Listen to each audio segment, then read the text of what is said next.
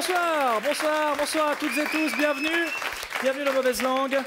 Lundi, c'était le 1er avril, le jour des blagues, le jour où les médias font les rigolos, le jour où on peut légalement se foutre de la gueule de celles et ceux qui prennent les fake news au premier degré.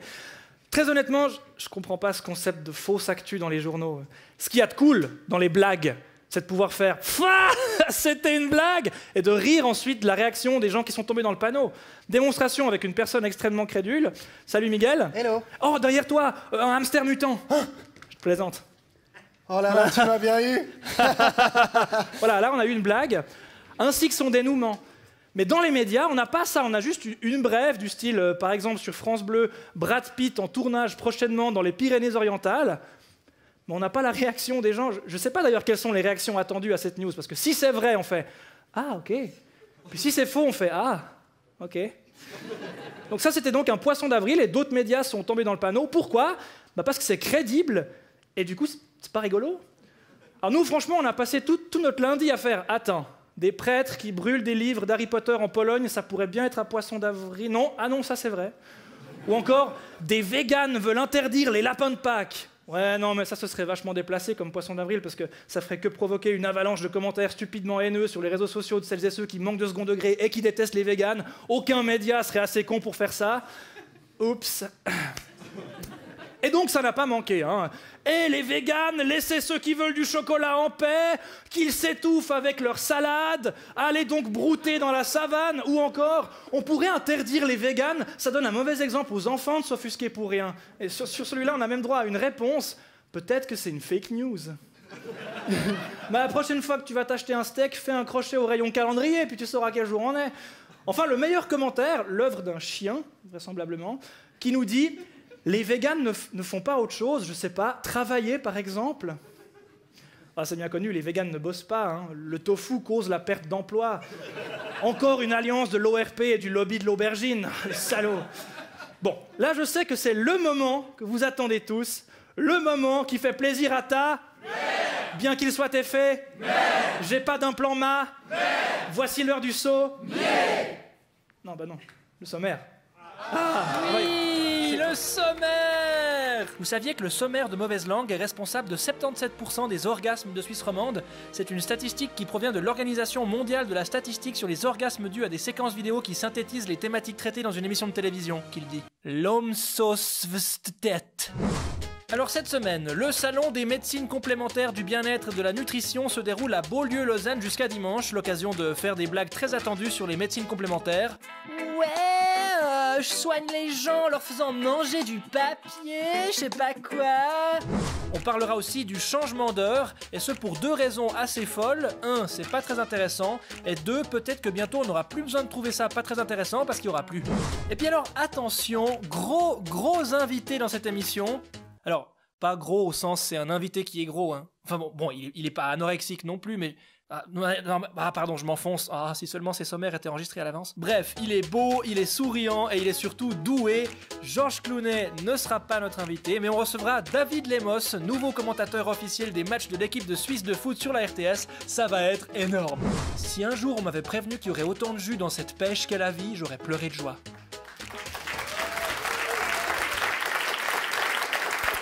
Cette semaine, Lausanne accueille Mednat, le salon des médecines complémentaires. Alors beaucoup de gens ont des préjugés sur les praticiens des médecines complémentaires et alternatives, comme quoi ce seraient des charlatans pas sérieux, mais c'est pas le genre de mauvaise langue. On est allé voir le programme des conférences de Mednat et ça a l'air super. Il y a par exemple la saveur de nos émotions et les bols de cristal, avec la participation exceptionnelle de Tintin, ou encore Nous sommes tous immortels. Bon, alors pour la dernière, Nous sommes tous immortels, une conférence à laquelle Franz Weber devait se rendre, mais il n'a pas pu aller pour cause de décès. En fait, pour nous, les Occidentaux, on a la médecine, la vraie, avec des piqûres, des antibiotiques et des chimiothérapies, mais on lui reproche de s'intéresser plus à la maladie qu'au patient. Et c'est vrai que la médecine moderne est trop pragmatique et froide. Prenez par exemple, genre, un stéthoscope, c'est froid. Du coup, on a les médecines alternatives qui sont tout le reste. En gros, si c'est pas comme chez nous, c'est alternatif. Par exemple, le rock alternatif, c'est pareil. Et quand tu écoutes Indochine, tu comprends qu'il faille souscrire à une complémentaire pour soigner ses tympans. On parle aussi de médecine douce. On le connaît, ce mec qui fait de la médecine douce, grâce à l'énergie des 3 éléments, quoi. La terre, le feu, Le gingembre. Ben, ce mec qui a pas fait 6 ans de médecine, mais 12 000 soirées diabolo, on le voit tous les étés à la fête de la musique. C'est le rasta blanc avec un chapeau de paille, voilà. Eh ben lui, il est docteur. Dans les différentes méthodes alternatives, il y a biorésonance, une médecine par les ondes. Alors moi, je croyais que la biorésonance, c'était aller dans une vallée pour crier bio, bio, bio, ou des citrons traités, té. Il y a aussi le secret, qui permet d'arrêter les hémorragies ou d'apaiser la douleur en cas de brûlure. Et pourquoi ça marche? Comment pourrait-on expliquer que le secret puisse avoir un effet?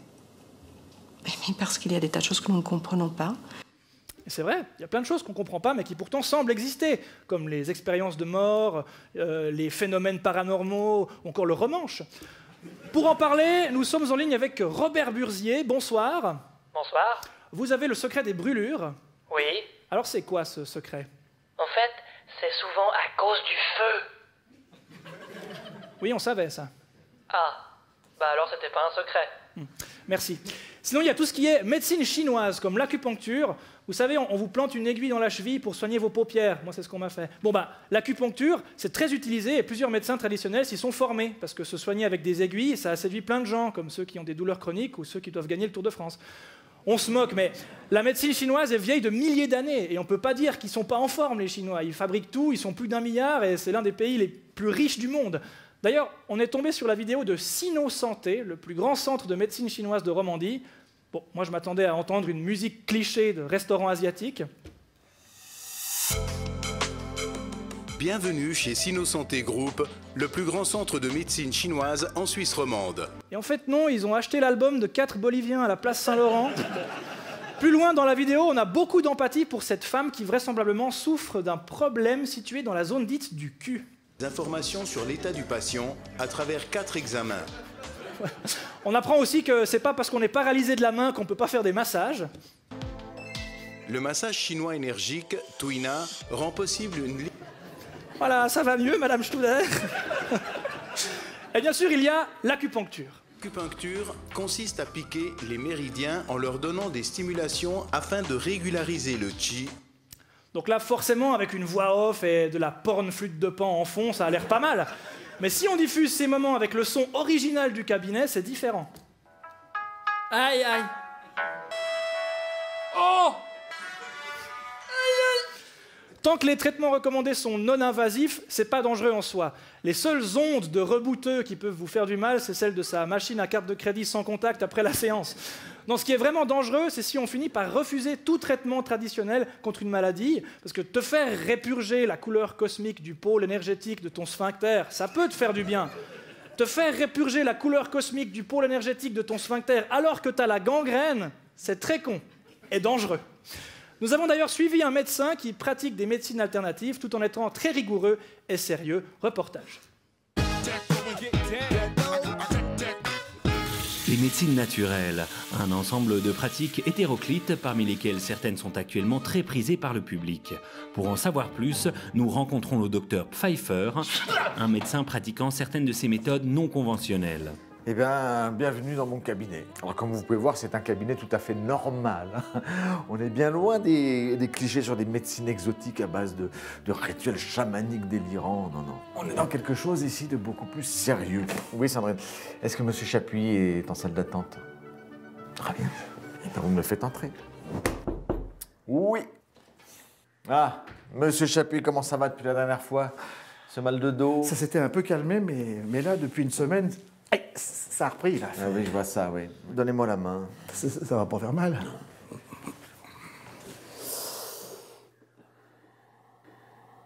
Ah oui, je vois. Donc, très bien. Alors, je vais vous prescrire... et voilà. Au revoir. Au revoir, docteur. Non, oui, c'est pas parce qu'on travaille dans les médecines naturelles qu'on n'a pas le droit de faire des consultations très courtes teintées de condescendance. Moi-même, lorsque j'étais... Docteur Pfeiffer, excusez-moi, Monsieur Roussel vient d'appeler. Il dit que ses chakras sont devenus violets. Monsieur Roussel... Il est sagittaire, hein? Oui. On y va. Il n'y a pas une minute à perdre.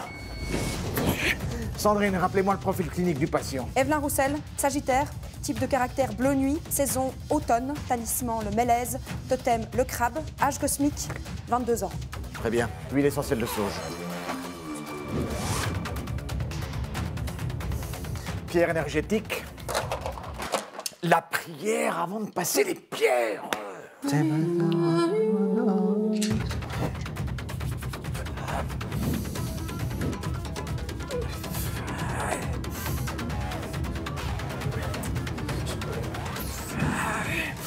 Pendule.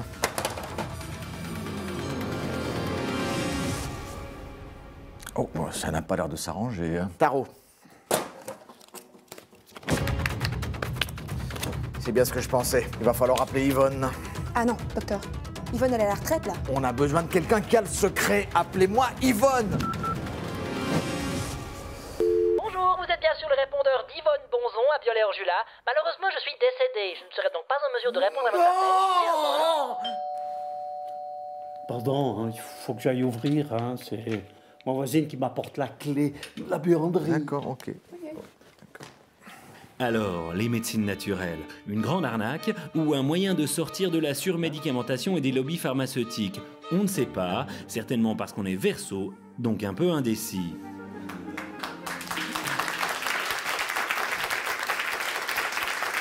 L'émission que vous regardez en ce moment a besoin de vous. On aime bien écrire des gags, mais on aime encore mieux quand il y a des gens qui viennent les écouter, comme ce soir. Donc il faut venir, on enregistre, c'est marqué là, on enregistre. Tous les vendredis à 19h30 au Club Chaudron 18 à Lausanne, c'est gratos, et le public reçoit même un cadeau.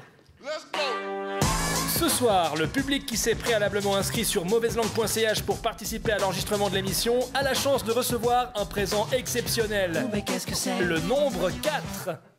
Cool. Passer des moments pairs ou savourer un goût parfaitement divisible en 2 x 2 unités grâce à notre cadeau offert par 3 Trouducs mal habillés de l'EPFL.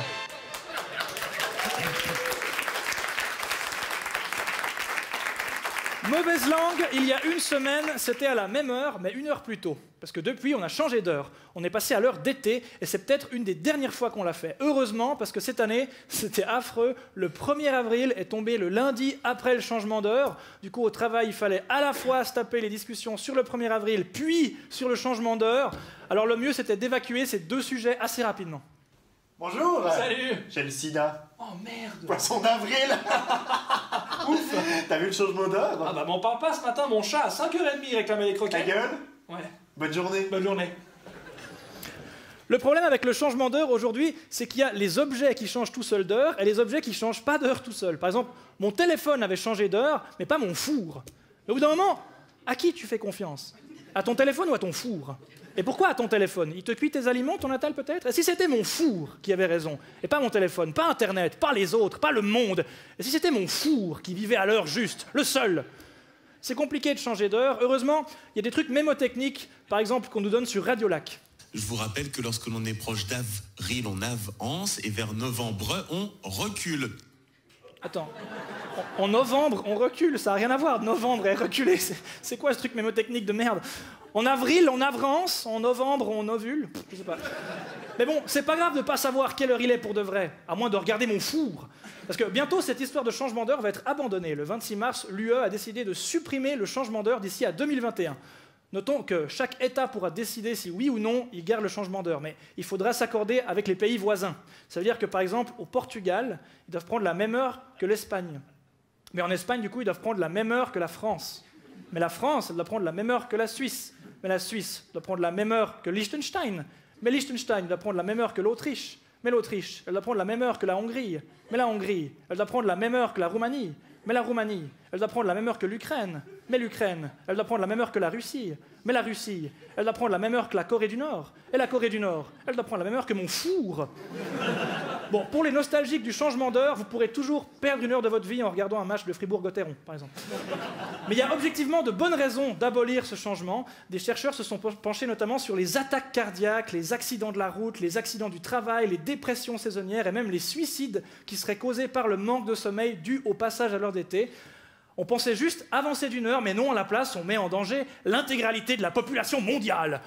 En Suisse, le petit village de la Forclaz a longtemps refusé le changement d'heure. Du coup, ils étaient en retard d'1 heure. Maintenant, ils sont plus en retard d'1 heure, mais ils sont toujours en retard d'1 siècle. Ils ont résisté 40 ans, mais pour finir, ils s'y sont mis et paf, c'est annulé. Ils doivent être deg. À la Forclaz, ils disaient que de toute façon, il fallait se lever pour les vaches et que les vaches, elles s'en cognent que l'heure, elle change ou pas. Ah bon? Prouvez-le.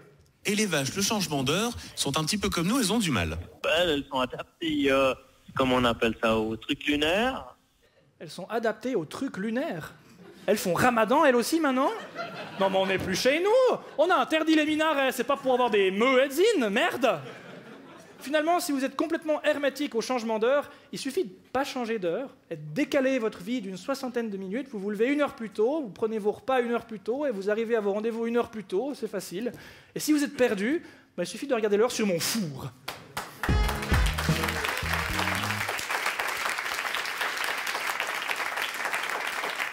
On va parler football dans cette fin d'émission. Et à toutes celles et ceux qui viennent de faire « Oh non, pas le foot !» Eh bien, santé, cette bonne binge est pour vous.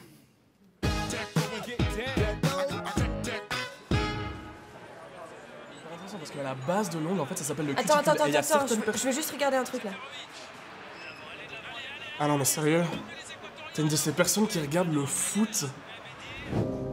Franchement, voir 22 milliardaires courir après un ballon. Moi, je suis pour l'arbitre. Le foot, c'est le nouveau moyen des peuples pour se faire la guerre. Pourquoi tu dis on? T'étais sur le terrain peut-être? Ouais, ou en training sur ton canapé avec ta bière, les chips.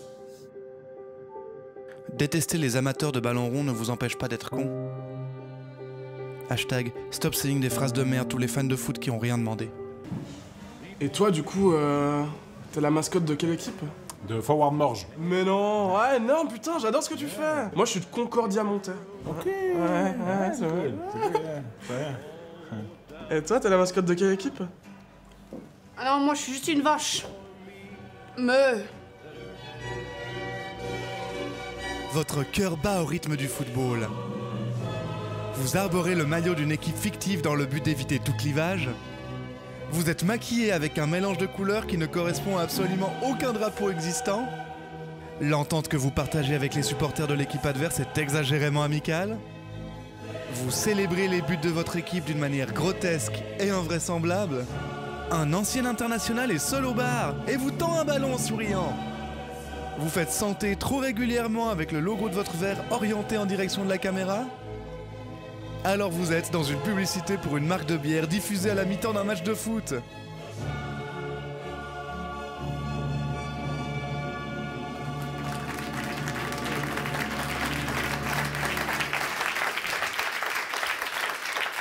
Il s'appelle David Lemos, il est la nouvelle voix de l'équipe de Suisse de football, il est binational suisse et portugais, mais rassurez-vous, Lemos ne pourra pas déclencher de polémique sur les binationaux parce que c'est plus facile de mimer un aigle bicéphale qu'un pastel de nata avec ses mains. Même si son nom complet doit emmerder l'élu UDC Nathalie Rikli qui trouverait que les 2 buts contre la Serbie n'avaient pas été marqués pour la Nati mais pour le Kosovo, David da Silva de Miranda Lemos, lui, est très bien intégré, un vrai Suisse, la preuve. Et adieu, Renald. Adieu, David. David Lemos a commenté son premier match officiel contre la Géorgie. C'est bien la Géorgie pour commencer en douceur. Dans leur 11 de départ, il y avait Kazaishvili, Kvekveskiri et Kakabadze. C'est comme si tu arrives à ton premier cours de piano et le prof te dit « On va commencer par la balade numéro 2 en fa majeur opus 38 de Chopin ».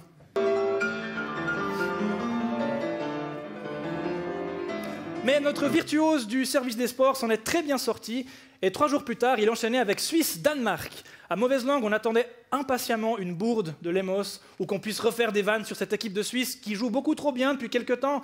Là, même sans Seferovic et sans Shaqiri, la Suisse gagnait 3-0 contre une équipe du top 10 mondial. Sur quoi on allait faire des blagues? Heureusement, il y a eu les 10 dernières minutes. 3 goals danois, bim. Bon, alors on a tous été un peu chamboulés par ce renversement de situation. Même la technique à la RTS avec Mbabou qui a changé de nationalité à l'interview. Oui, c'est vrai, sur l'ensemble de la partie, on a fait un très très bon match. Et voilà, on voit que...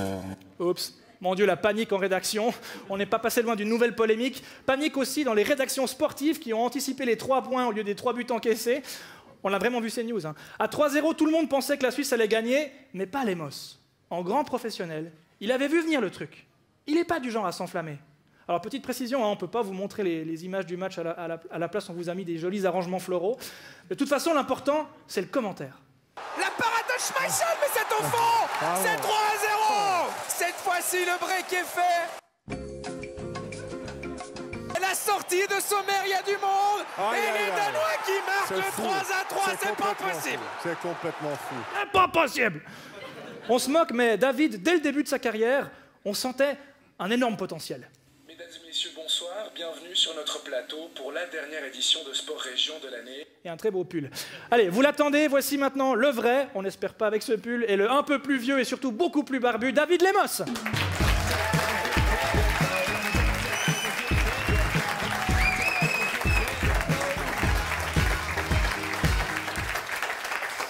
Bonsoir David, bienvenue. Salut Blaise. Bon, ces 2 premiers matchs contre la Géorgie et le Danemark, c'était cool, c'était bien?